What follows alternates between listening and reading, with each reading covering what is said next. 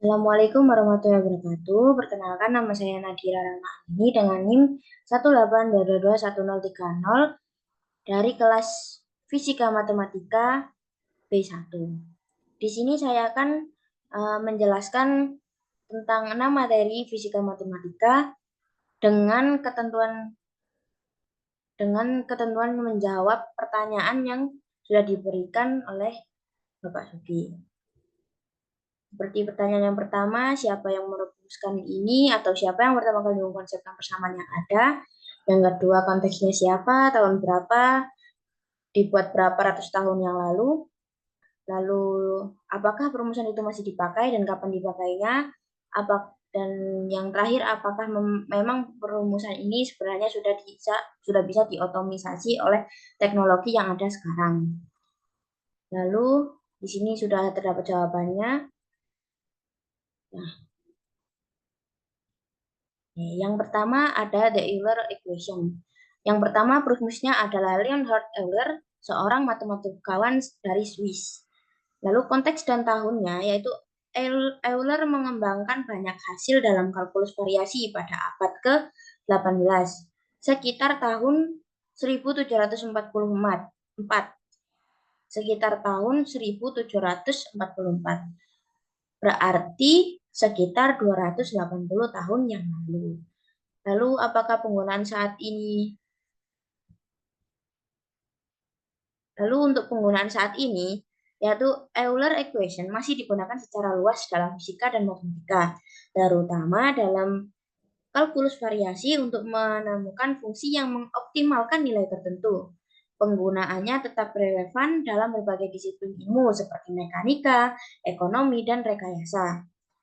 Lalu otomatisasi. Dengan adanya perangkat lunak matematika seperti MATLAB, Matematika, dan Python dengan library seperti SIMPy dan SciPy, proses pemecahan persamaan Euler dapat diotomisasi. Perangkat ini dapat menyelesaikan persamaan yang kompleks dan melakukan simulasi numerik. Yang kedua ada Brechiosto-Krohn problem. Yang pertama perumusnya Johann Bernoulli adalah yang pertama kali merumuskan dan menyelesaikan masalah ini. Lalu yang kedua, konteks dan tahunnya. Masalah ini diusulkan pada tahun 1696 atau sekitar 328 tahun yang lalu. Johann Bernoulli mengemukakan masalah ini dan menyelesaikan dengan menggunakan prinsip-prinsip kalkulus variasi. Lalu untuk penggunaan saat ini, masalah Brachistochrone adalah dasar dari banyak prinsip dalam fisika dan matematika, terutama dalam bidang optimalisasi dan mekanika klasik. Prinsip ini tetap diajarkan dalam pendidikan tinggi sebagai contoh aplikasi kalkulus variasi. Otomatisasi masalah ini dapat diotomasikan menggunakan perangkat lunak seperti MATLAB dan matematika yang memungkinkan penyelesaian masalah optimasi lintasan secara numerik dan simbolik. Lalu yang ketiga ada cycloids. Rumusnya yaitu Christopher Wren, Galileo, dan Evangelista Torricelli adalah beberapa dari banyak matematikawan yang mempelajari sifat-sifat cycloids.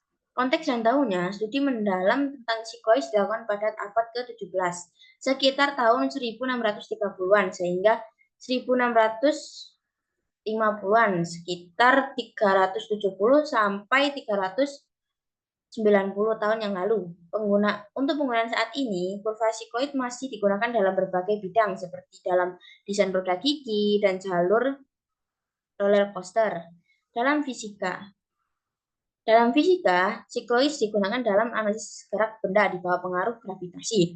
Otomatisasi analisis Lalu untuk otomatisasi, analisis dan aplikasi kurva sikloid dapat diotomatiskan dengan perangkat lunak CAD atau Computer Aided Design dan alat-alat analisis matematika seperti Mathematica dan MATLAB.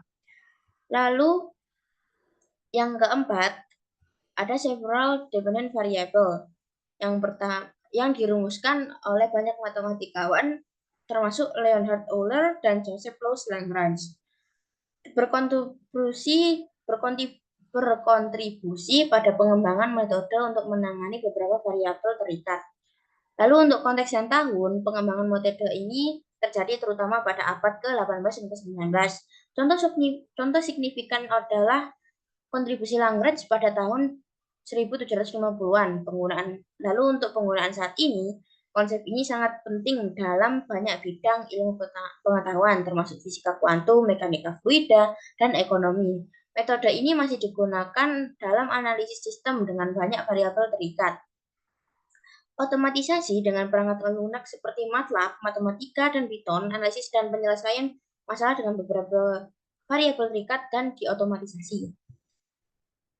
Lalu yang kelima, Lagrange equation.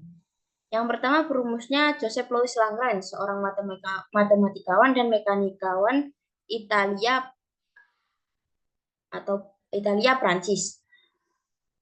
Lalu untuk konteks dan tahun, Lagrange mengembangkan persamaan ini pada tahun 1788, sekitar 236 tahun yang lalu, dalam karyanya Mekanik Analitik. Lalu penggunaan saat ini, Lagrange equation sangat penting dalam mekanika analitik dan digunakan secara luas dalam fisika dan rekayasa, khususnya dalam mekanika klasik dan mekanika kuantum. Lalu yang terakhir untuk otomatisasinya, perangkat lunak seperti MATLAB, matematika, dan Python dapat digunakan untuk menyelesaikan Lagrange equation, memungkinkan analisis dan simulasi sistem mekanik yang kompleks. Lalu yang terakhir ada isoperimetric problems yang dirumuskan oleh masalah isoperimetik sudah dikenal sejak zaman Yunani kuno dengan kontribusi awal dari matematikawan seperti Zenodorus dan Pappus dari Alexandria. Lalu konteks dan tahunnya yaitu studi sistematis tentang masalah isoperimetrik terjadi pada abad ke-18 dengan kontribusi dari matematikawan seperti Jacob Steiner pada tahun 1838 atau sekitar 186 tahun yang lalu. Untuk penggunaan saat ini, masalah isoperimetrik masih penting dalam analisis geometri dan optimasi. Ini juga relevan dalam berbagai aplikasi praktis seperti desain jaringan, dan ekonomi.